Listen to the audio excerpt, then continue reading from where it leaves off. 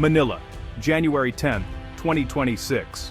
As the first rays of sunlight break over the city, a sense of calm and hope fills the air.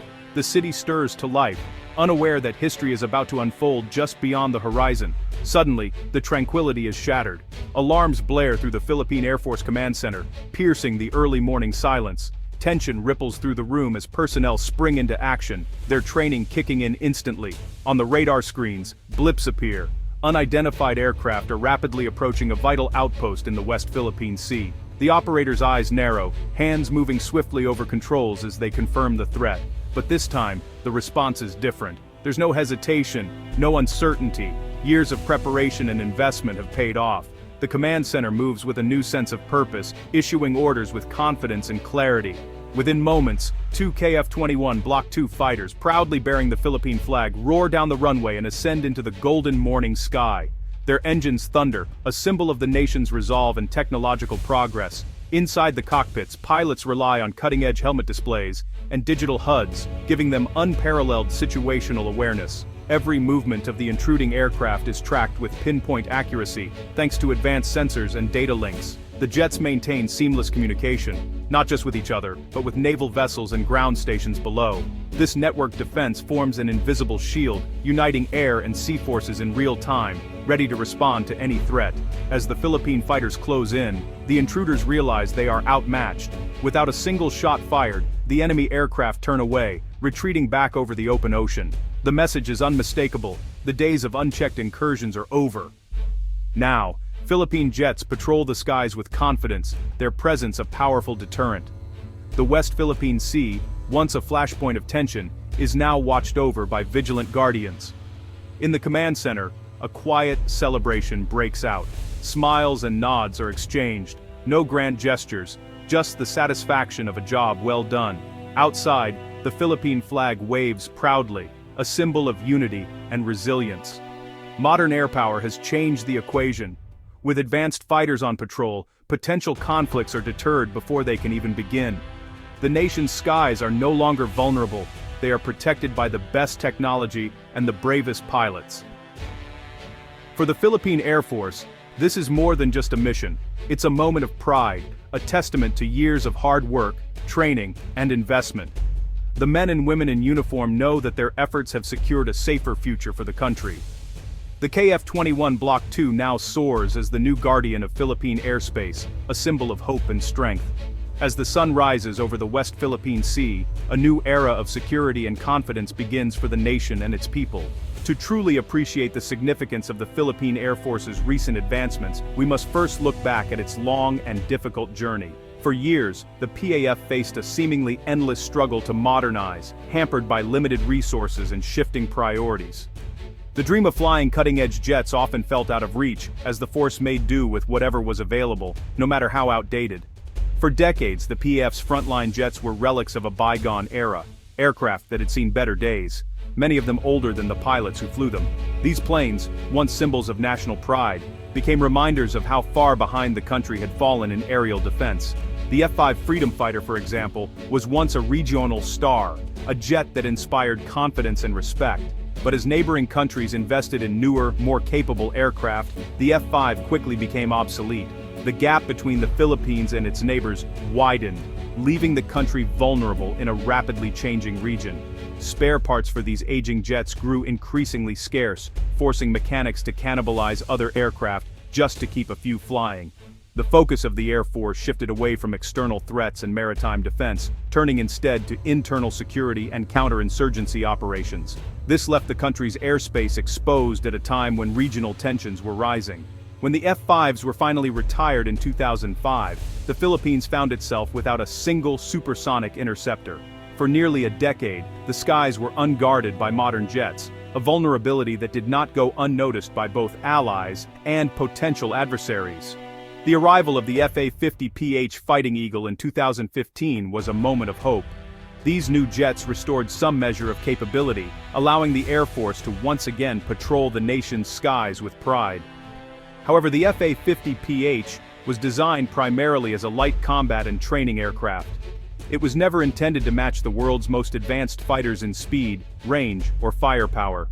While the FA-50PH represented a significant step forward, it was clear that more was needed. The aircraft could not provide the level of deterrence or air dominance required to protect the country's vast airspace and maritime interests. What the Philippines truly needed was a genuine, multi-role fighter, a modern jet capable of both defending the homeland and projecting power across the region. Only then could the country hope to secure its skies and assert its sovereignty. The gap in air power became a pressing national concern, especially as tensions flared in the West Philippine Sea. Each standoff and incursion underscored the urgent need for a credible air defense force, one that could respond swiftly and decisively to any threat. As a result, the search for a next-generation solution took on new urgency. Military planners, government officials, and defense experts all agreed the time had come for the Philippine Air Force to finally acquire the modern wings it had waited for so long. When the need for a next-generation fighter became urgent, the answer emerged from a trusted and innovative partner, South Korea's KF-21 Boramae. This aircraft represents not just a leap in technology, but a bold statement of South Korea's growing role in global defense. Developed by Korea Aerospace Industries, the KF-21 is designed to bridge the critical gap between today's 4.5-generation jets and the elusive world of full-stealth fighters. It's a product of years of research, innovation, and a relentless drive to push the boundaries of what's possible in military aviation. The KF-21's design incorporates cutting-edge stealth features, state-of-the-art sensors, and networked data systems that allow pilots to share information in real time. All of this comes at a cost that's far more accessible than Western stealth fighters, making it a practical choice for nations seeking advanced capabilities without breaking the bank. The program, developed in close partnership with Indonesia, is ambitious in scope. It aims to deliver not only superior air-to-air combat performance, but also true multi-role capabilities, allowing the jet to excel in a variety of missions, from interception to ground attack. The upcoming Block II variant, which is being closely considered by the Philippines, takes things even further. It adds advanced precision strike options, enabling the jet to engage both land and sea targets with pinpoint accuracy, an essential feature for modern defense needs.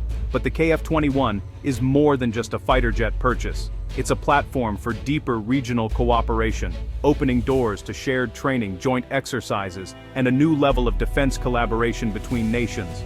Technology transfer, joint training programs, and a more integrated supply chain make the KF-21 an especially attractive choice for countries looking to build up their own aerospace industries and expertise. For the Philippines, the KF-21 Block II could become the cornerstone of its air defense modernization, offering not just a powerful new aircraft, but a pathway to greater self-reliance and stronger regional partnerships for years to come. The KF-21 Block II stands out for its blend of stealth, sensors, and versatility. Its radar-evading shape and special coatings make it hard to detect. Advanced AESA radar and infrared search systems give pilots unmatched situational awareness. The jet can patrol, strike ground targets, and protect naval forces, all in one mission. Its extended range covers the vast Philippine archipelago and exclusive economic zone. Affordability is key. The KF-21 offers near fifth-generation performance at a lower cost than Western stealth fighters. This makes it a sustainable choice for the Philippines' defense budget. The multi-role design means fewer specialized aircraft are needed. The KF-21 Block II delivers maximum capability for every peso spent. For an island nation, air power is essential. The KF-21 Block II would secure Philippine airspace, intercepting threats before they reach the coast. Its presence alone deters aggression, raising the cost for any would-be intruder. The jet's data links enable real-time coordination with Navy and Army units, creating a unified defense network. It can switch from air patrol to ground support or maritime strike in moments. This flexibility means the PAF can respond to any threat, anywhere. One advanced platform simplifies logistics and training. The KF-21 is the force multiplier the Philippines needs. The KF-21 Block II is more than a weapon, it's a catalyst for national progress. Technology transfer and local assembly could jumpstart the Philippine aerospace industry. Engineers and technicians would gain hands-on experience with cutting-edge systems. Universities would develop new programs, creating a skilled workforce for the future. The program would generate jobs, boost local economies, and foster innovation. Mastering such technology would be a source of national pride and international prestige. New facilities and supply chains would stimulate regional development. defense investment becomes a driver of broad-based growth.